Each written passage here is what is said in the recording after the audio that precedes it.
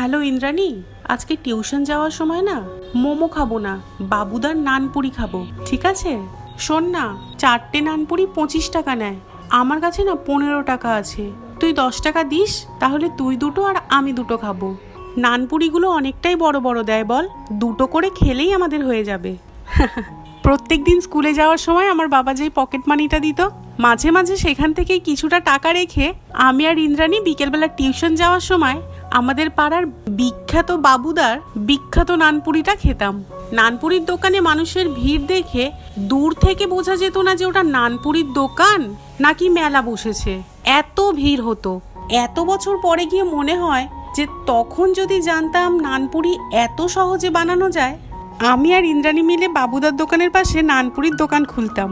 আমি না হয় নানপুরি বানাতাম আর ও না হয় প্যাকেট করতো। আচ্ছা, আমাদের মতো কি তোমরাও নানপুরি খেতে ভালোবাসো?